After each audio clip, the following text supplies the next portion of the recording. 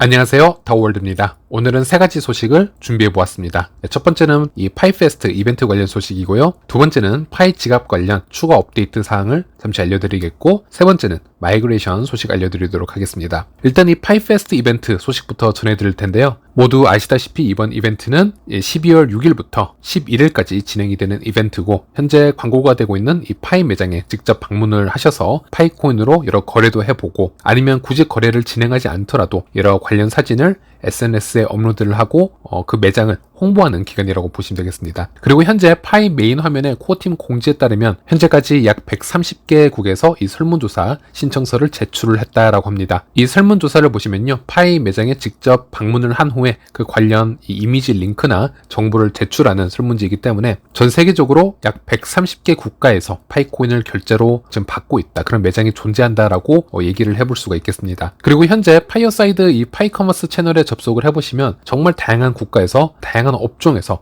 파이코인을 결제 시스템으로 좀 받으려는 노력을 볼 수 있는데요. 물론 국내에서도 파이코인을 결제 시스템으로 받고 이번 이벤트에 참여해 주신 파이오니어 분들의 사진 자료 또한 함께 확인할 수 있었습니다. 그리고 이번 이벤트에서 조금 아쉬웠던 부분은 파이 생태계에 가장 큰 영향을 미치는 국가 중 하나이죠. 중국 커뮤니티가 아직은 대규모로 참여를 하지 못했다라는 점인데요. 바로 이런 부분은 중국의 KYC나 마이그레이션 프로세스 상황과도 영향이 깊겠습니다. 아시다시피 중국의 KYC는 다른 국가의 KYC와는 조금 다른 시스템으로 이루어집니다. 좀 더 여러 가지의 경우의 수를 고려해서 추가적인 KYC 체킹도 진행을 하고 있고요. 타 국가에 비해서 통과율이 아직은 상당히 저조한 것으로 나와 있고요. 그래서 이번 X의 디안지 모더레이터이자 이 코어팀 공식 그래픽 아티스트인 이 디안지의 글을 보면은 이번 파이페스트 이벤트에 중국 커뮤니티의 참여도가 높지 않을 것이라는 그런 아쉬운 부분을 먼저 언급을 하기도 했습니다. 그리고 X나 이 파이어사이드의 자료들을 이렇게 서치를 해보시면 특히 베트남과 인도, 인도네시아와 같은 이 아시아권 국가들, 그리고 나이지리아와 같은 아프리카 국가에서 대거 참여를 하고 있는 것을 확인할 수 있었습니다. 상대적으로 다른 국가에 비해서 이런 동남아시아나 이런 인도 그리고 아프리카 국가에서 아주 적극적인 참여를 해주는 것을 볼 수 있는데, 이런 부분도 파이 생태계에서는 매우 긍정적인 부분이라고 해석을 할 수 있겠습니다. 제가 차트를 하나 보여드릴 텐데요.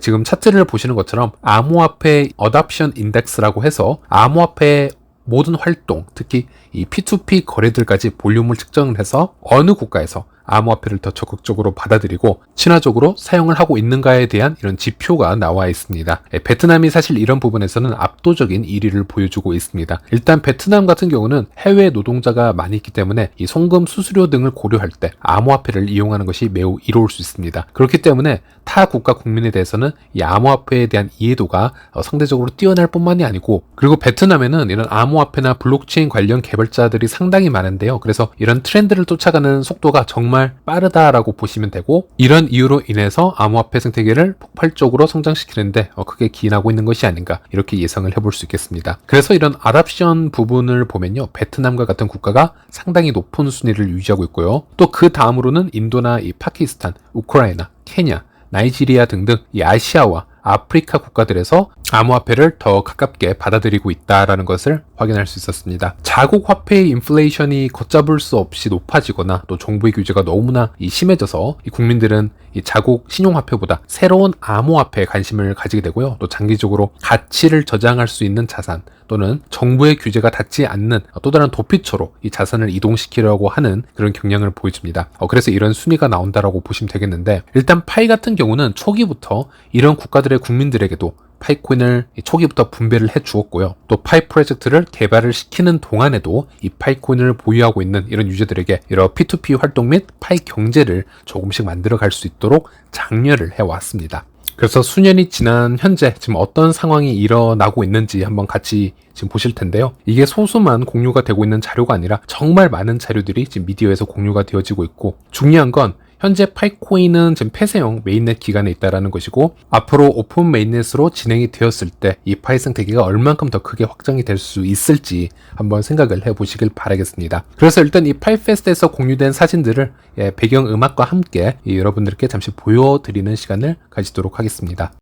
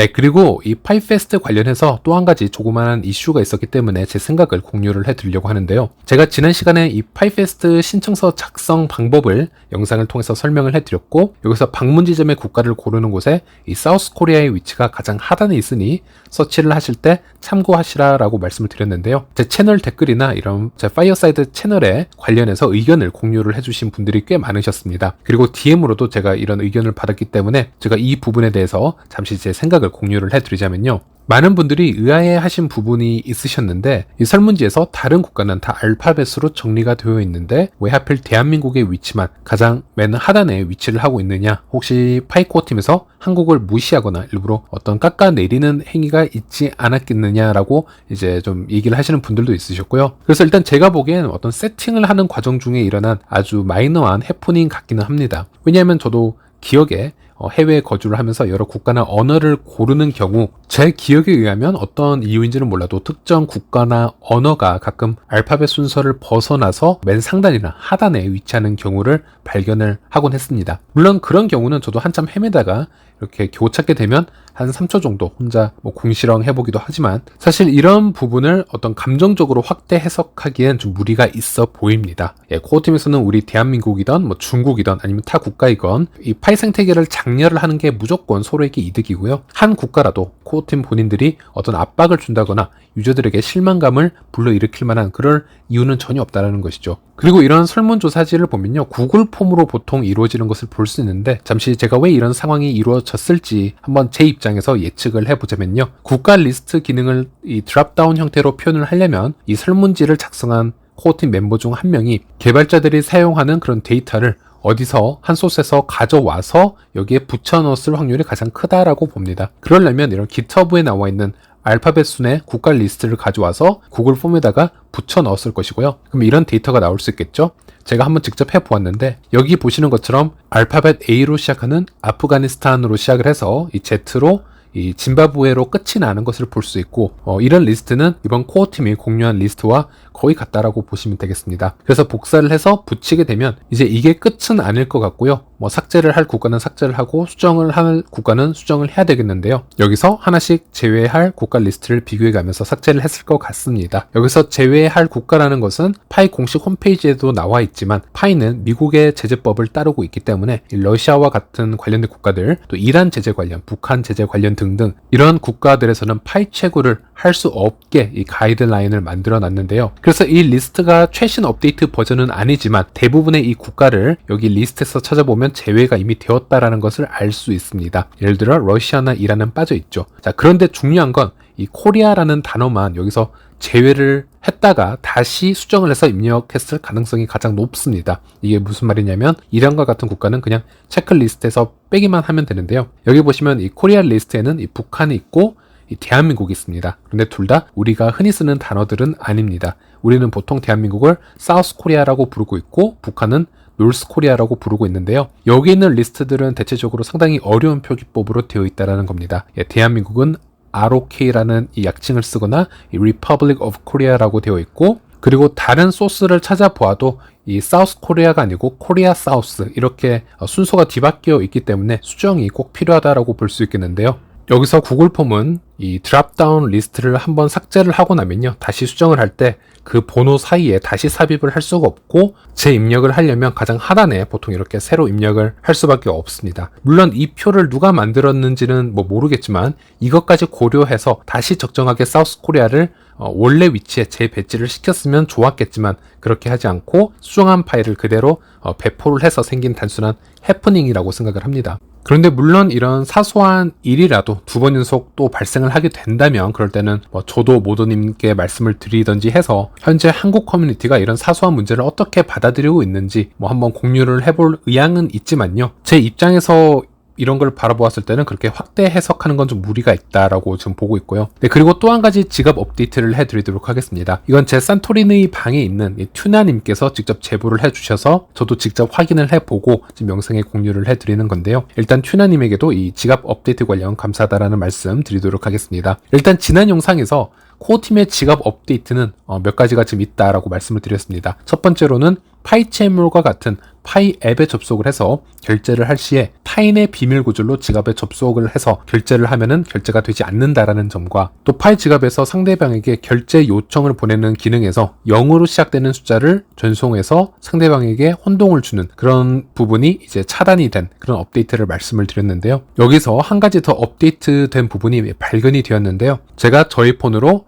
제 파이 지갑에 접속을 해서 제 것이던 타인의 것이던 24개의 0단어 비밀 구절을 입력을 해서 지갑에 접속을 한 후에요. 재차 다른 사람의 이 비밀 구절로 접속을 시도하면 거부가 됩니다. 그래서 직접 시도를 해 보았는데 제 아들 폰에 들어가서 제 아들의 비밀 구절을 입력을 하고 지갑에 접속을 했습니다. 성공적으로 접속을 한 후 다시 나와서 그 아들 폰에 저의 비밀 구절로 재접속을 해 보았는데 경고창이 뜨거나 그러지는 않고 접속 창에서 더 이상 프로세싱이 진행이 되지 않는 것을 보았습니다. 즉 튜너님이 말씀하신 것처럼 재차 다른 사람의 비밀 구절로 이 접속을 시도하면 이 시스템상 거부가 된다라는 게 지금 확인이 되었고요. 그런데 이 거부 현상은 일정 시간이 흐르면 다시 없어진다라고 합니다. 정확히 몇 시간이 걸릴지 며칠이 걸릴지는 모르겠는데 어느 정도의 시간이 지나면 다시 타 비밀 구절로 접속을 시도를 하면은 접속이 된다라고 얘기를 하고 있습니다. 그래서 이 부분도 어떻게 보면 파이 지갑 보안이 강화가 된 부분이라고 생각해 볼 수 있겠습니다.